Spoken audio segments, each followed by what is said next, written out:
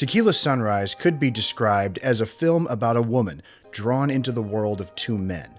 She is at once pawn and an object of desire amongst them, caught in between their passions and conflicting motivations. Her own feelings towards the both of them is often tumultuous and confused, which lends the movie much of its drama. By framing the story in this way, it may sound like Tequila Sunrise is a film concerned mostly with Michelle Pfeiffer's character of Joanne Valinari, but that wouldn't necessarily be true.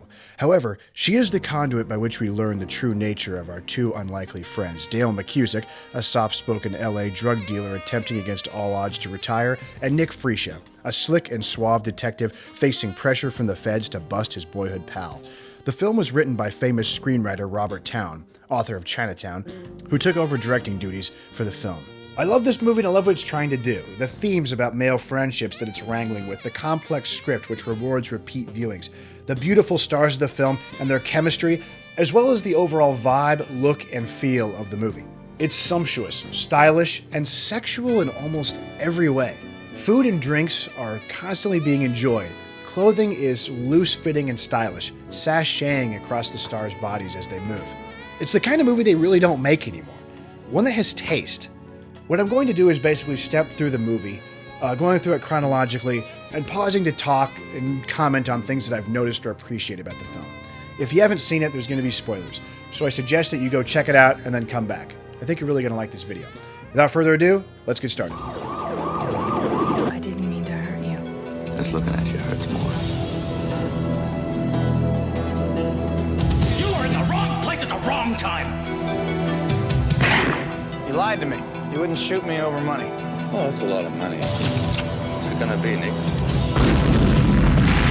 Mel Gibson, Michelle Pfeiffer, Kurt Russell, Tequila Sunrise, Raul Julia, written and directed by Robert Towne. The film begins in a sort of complicated way. The opening credits appear over black and we hear extended dialogue between two unseen people. Whose idea was this? What idea? Meeting here. Theirs. Why? Because it looks like we're out here dealing dope, that's why. It's difficult to imagine in your mind's eye what they are doing or to make sense of their conversation, as we have no real context. In Towne's script, this scene was even longer and probably wasn't intended to be audio only. My guess is that the longer version was axed due to budget cuts or because Towne knew that the best way to open the movie was with a black silhouette of Mel Gibson's enigmatic character in a car coming towards the screen. Either way, whether this works in concept or not, hearing all this dialogue rambled off against black starts putting us in the headspace of thinking about writing, or even the act of writing this movie. We are now made aware of the dialogue in a way we normally wouldn't be. So what's going on? Well, it looks like Mel Gibson's McCusick and a sort of peevish and unthreatening guy are looking to meet up and sell some drugs. But McCusick senses that something is wrong. He stages the bag of cocaine in the toilet tank of the hotel room, rigging it to be flushed if need be. It turns out his instincts were correct. When the supposed customers arrive, one of them stands out. It's clear that he and Mac know each other. Who the fuck is that? He's a friend. He's not my friend. I got all the friends I need. He's my ride. He drove me, that's all.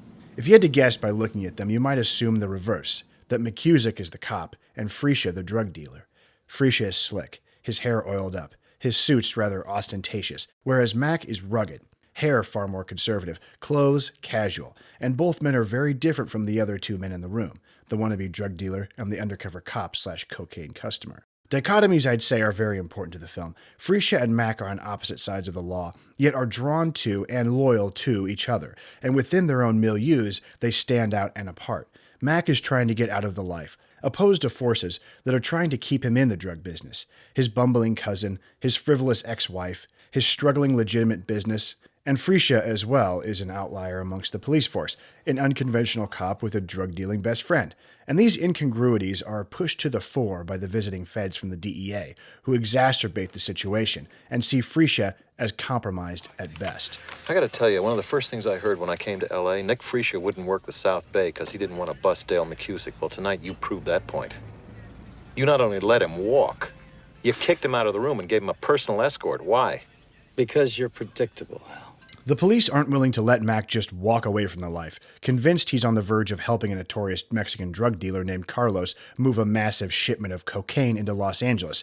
and his erratic behavior isn't helping his case, working with his lawyer to sell a bag of coke, spending copious amounts of time in Valinari's restaurant, a hangout in which his favorite table is bugged. Freesia confronts Mac in the restaurant, nudging him gently to quit acting so suspiciously. Mac is putting Freesia in a very complicated position. Why is he spending so much time in this restaurant? It can't be the food, can it? Well, what do you think? What do you think's going on here, Well, Nick? maybe there's Tell me. something you don't want me to know about. And how are we treating you this evening, Mr. McCusick? Oh, fine, thank you. Can I offer you anything more?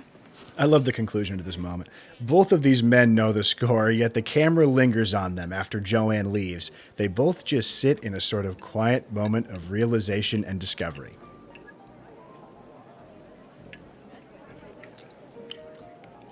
It goes a long way to sell Mac as a sympathetic character. Here we have a hardened drug dealer with a schoolboy crush. And it's through Joanne that Mac sees a path towards salvation. His erratic behavior easily explained as a rather bumbling attempt to be seen as legitimate in her eyes. That I now had a legitimate business. Naturally, I didn't want him busted in the meantime. So he thought that Andy Leonard would give you respectability? Yes, ma'am. Well, what do you need it for? You. Joanne is sophisticated, put together, hardworking, and often associated with providing maternal comforts or sensual experiences through her food. It's amazing to the extent that food is mentioned in this movie as succulent or tantalizing, and a primary motivator of people's actions or attractions. For instance, Mac tries to make a connection with Joanne and invite her into his world by hiring her to cater his son's birthday party. Mac's son even begins to identify Joanne and associate her with her cooking. Why couldn't Joanne babysit me? Joanne Valinari. How do you know her name? Well, she promised to make me angel-haired spaghetti. A judge lets Joanne's chef off the hook for drunk driving after learning he'd miss out on his favorite meals if the guy was deported. I pointed out to the judge he was about to deport his fettuccine verde, his ossobuco, and his rigatoni quattro formaggi. What are you having? Oh, a little pasta. Something like rigatoni quattro formaggi? Rigatoni quattro formaggi, a creamy blend of 4 Italian cheeses. Fontina, taleggio, gorgonzola, and parmigiano. Sounds good. Yeah, sounds good to me, too. I mean, the movie is called Tequila Sunrise, Mac's favorite drink, one he seeks refuge in often. And according to the script, Towne felt all of this was very important as well. In this scene where Mac and his cousin watch television and commiserate together, Towne states explicitly in the script that they are eating Doritos and drinking Dos Equis, when to any other screenwriter, chips and beer would have sufficed. It's interesting, too, that when Freesia and Mac first encounter Joanne in each other's presence, that they are sharing and enjoying her food together. One more thing. Jesus. How about another bite of that fucking fish, man? It's great. I mean, Frisia's unusual last name almost sounds a little bit like frisca, the Italian word for fresh, often used to describe various pastas. And soon enough, Freesia begins to pursue Joanne as well, staging a scene in which he can be the good guy and extricate her from an interrogation. He meets with her for dinner, much to the disapproval of Arturo, the Valinari's bartender. But they happen to hit it off in this, my absolute favorite scene in the film, where Kurt is just totally working the charm. Redondo Union High. You smoked in high school? Oh, yeah, we were a bunch of rowdies, Joanne. How about an espresso? What? I've got to lock up and I'll never do it like this. Which culminates in this spectacular moment. Oh, that skylight's indented for some reason, so the rain fills it up into a puddle until it becomes a pond, and then... And then what? And then you're all wet. Oh, I'm sorry. Oh, Nick, I'm sorry. I really should.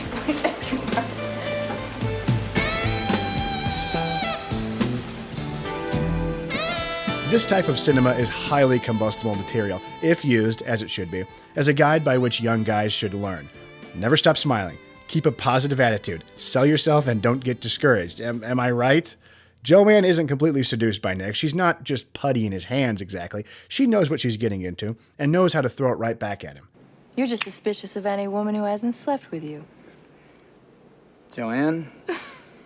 That is a wildly off-the-wall assumption. What is it, Nick? You need some chapstick or some lip gloss or something? Because your lips keep getting stuck on your teeth. Or is that your idea of a smile? But when timing is right, timing is right, and it takes a master screenwriter to stage a moment like this. And please, let's give it up for the underappreciated smooth rock king himself, Dave Grusin. I've talked about Grusin before. He did the soundtrack to the Yakuza. Yeah, it's a little cheesy, a little of its time, but nothing gets me more pumped than a musical cue like this. Hell's you didn't. Ask anybody in the room. Frisha, what you got going on here? It helps set the mood and keep the movie moving so well. Tequila Sunrise does weave a very tangled web. It's not as if, on first watch, you won't be able to make sense of the story. The major thrust is there, but little nuances and character action and tiny plot details that sort of fly under the radar go a long way to help explain character motivations and why certain things happen when they do. Roger Ebert made the point in his review that in his opinion, certain characters suddenly know information that doesn't make sense for them to know, or that they inexplicably arrive in certain spots when the script needs them to be there. I've seen this movie like 10 times, and I would stake a bet that that really isn't the case. You just have to be paying a lot of attention. I hesitate to say if some of these examples are instances of the film rewarding a second viewing, or if they're just kind of clumsily handled and vague. Bruce McGill's overzealous DEA agent is threatening Joanne by withholding her chef's visa. He's in violation after having been picked up for drunk driving. So watch this scene. Frisha, Joanne, and the chef leave the police station. Giovanna, non potevo farci niente. La macchina andava da sola. It doesn't matter. We'll have Arturo come back and Take care of it. Is everything okay? Ah, it's nothing really. Somebody dropped last night's evidence on the floor, including Nino's urine specimen. What's that mean? Well, it means we'll have to drop the case.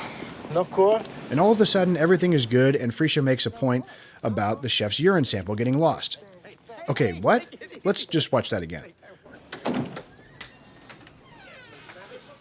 Okay, see, I guess this very faint sound of shattering glass is supposed to tip us off to the idea that Frisha is intentionally destroying the sample to get the chef off. But I mean, would you have caught that on your first viewing? And it turns out in actuality, Frisha arranged for the chef to be arrested to give him an opportunity to ingratiate himself with Joanne.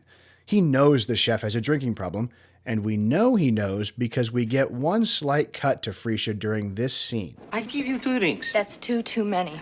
If my brother sees Nino like this after What's the he way gonna do, fire him? No, he's not going to fire the Then. chef, Arturo, but one bartender more or less is not the end of the world. Giovanna. And I don't want him driving that little car. You can have my car. Your Cadillac. You really want to kill him, don't you? I don't drive, Giovanna. I go dance. No. Yes. No, you're going home. See, this is a moment that you notice when you read a script. The slug line that says something like, Frisha's ears perk up during this conversation. But as a quick shot, in the moment, you just kind of go with it, or if you blink, you miss it. Second viewing, though, I guess you could say it pays off. Another major subplot of the film's first act is Mac's party. Okay, so the feds have information from a source close to Mac that he's going to be having a party soon. Who's your snitch? I can't tell you that. The feds wrongly assume that the party must be for Carlos, the infamous drug dealer, when he comes to town. Maybe the audience is supposed to think so too, but the idea is almost a little too vague to actually register, even though Frisha talks about it to Joanne during the romantic dinner. What are you suggesting? That I refuse because it's a party for drug dealers? No. It's just if it's for this one particular guy, he's particularly unpleasant. So anyway, after Joanne caters the party, one where she finds herself somewhat out of place, considering her fine food is somewhat incongruous with a child's birthday party complete with a balloon magician, she confides in Mac that Frisha essentially asked her to spy on the party. Mr. Frisha said there was a possibility the police would be watching you. Did he say why? So how does Frisha know about the party? How does he know this information? Okay, well, follow along. Mac hands an envelope to his cousin to deliver to Joanne. In it, as we will find out later, but only if you read it for the brief 4 seconds that it's on screen, is a request for her to cater the party. We see this envelope with cousin Greg, and on Joanne's countertop, and when she finally opens it up on a lunch date with Frisha. So it turns out the reason Frisha knows about it is because cousin Greg is the snitch, and he must have told them about the party. But because he's a dumbass, he doesn't bother to differentiate between a child's birthday party and a party for a drug kingpin. We're actually tipped off to this fact of Greg being the traitor in a scene where Frisha is on the phone with Mac. McGill is simultaneously on the phone with someone else. If we put 2 and 2 together, you could probably catch that it's cousin Greg he's talking to, because he hangs up the phone in sync with McGill.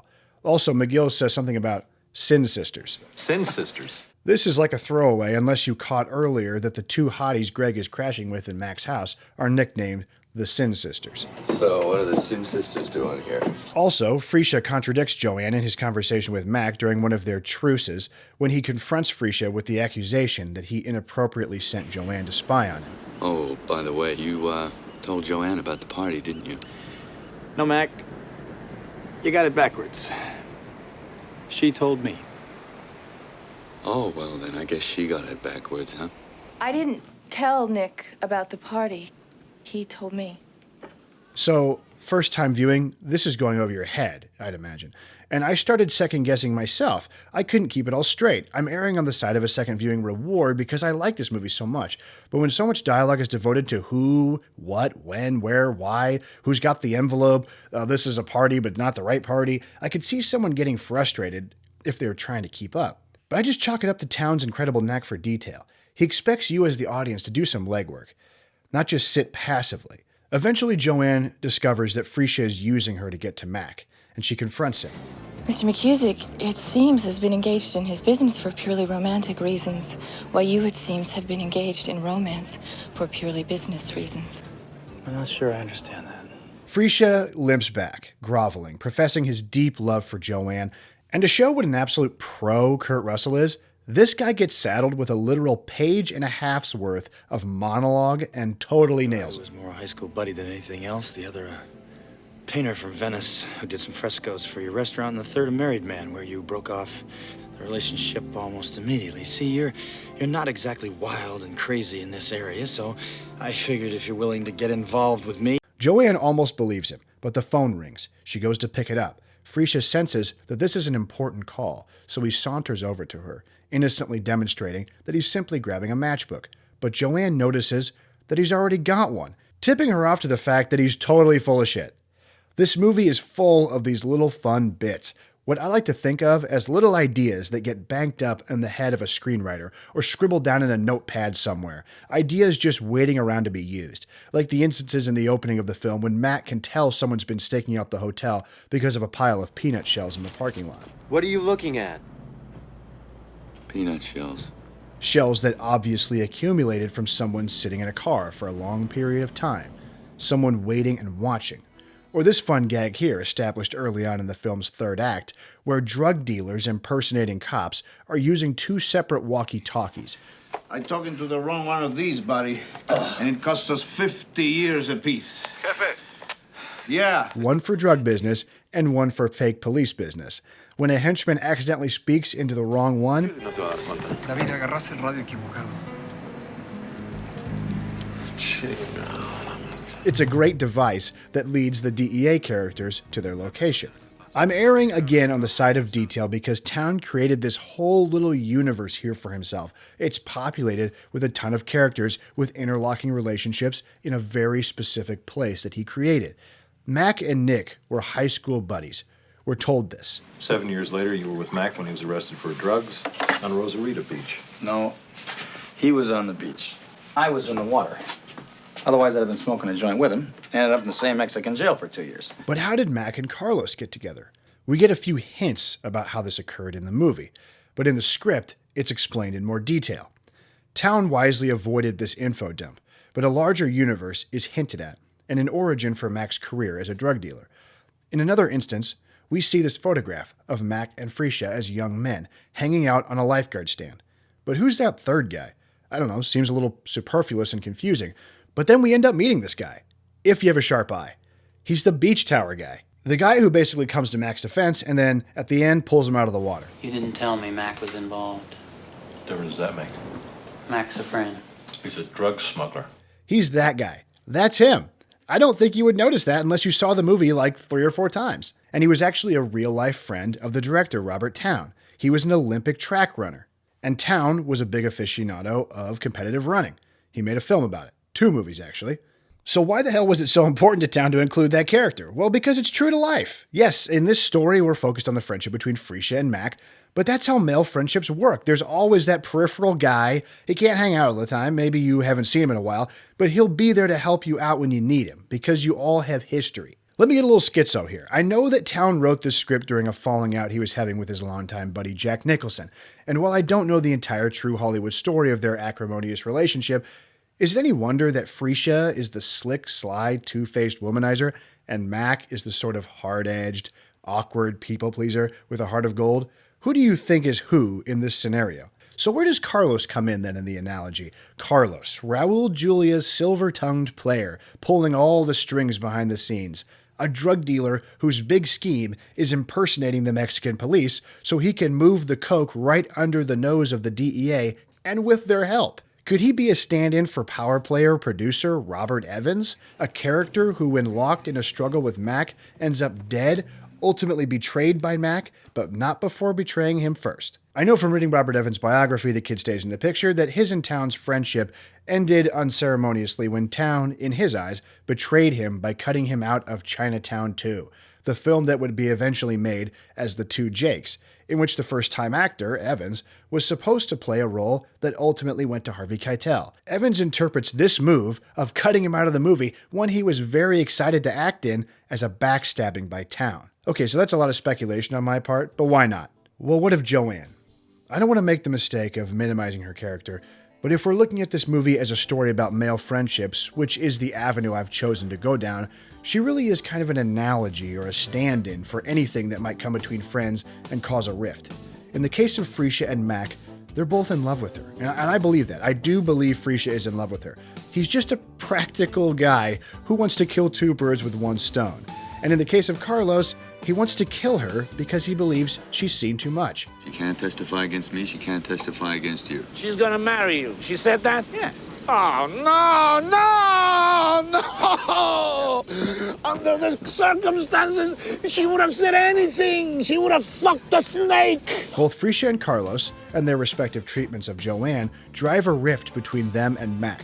And at the moment of their most intense conflict, life or death, both appeal to Mac in different ways. Carlos plays to Mac's sense of self-preservation, to essentially selfish motivations to resolve their conflict, implying that a man's choice of a woman isn't a real choice at all, that friendship is the only real choice. And no man should be judged for whatever direction his dick goes. That's like blaming a compass for pointing north, for Christ's sake. Friendship is all we have. We chose each other. This is essentially an immature argument. It's bros before hoes, really. Whereas Freesia appeals to Mac's humanity, to his true self, to their history, something higher and more noble than money. He knows in his heart who Mac really is. I want to get this straight. You kill me over drug money?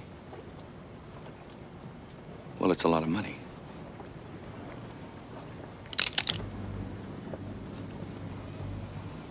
What's it gonna be, Nick? Man, I can't believe this. And ultimately, Freesia makes the selfless decision to endanger his career and save Mac's life by killing McGill and ultimately orchestrating Joanne and Mac's reunion. They're happily ever after. He takes himself out of the equation, ending the love triangle to save his friendship, and because he knows it's the right thing to do. I've talked a lot, I think, in this review about how the script is rather labyrinthine. Maybe you could accuse the movie of being confusing, but does that really matter when the core story works? If you fall in love with an older Hollywood where romantic music, fabulously attractive movie stars, some sexual fireworks, and an occasional explosion would drive adults to the movies, isn't this a better world, the Los Angeles of Nick Freesia, the beach house of Dale McCusick, the 1980s perfume counter ambiance of Valinari's restaurant, its bar, its wine cellar, its rigatoni quattro formaggi? Isn't it a great place to be? Well, guys, thanks for watching. I really appreciate you tuning in. Hope to see you next time. Don't forget to like and subscribe.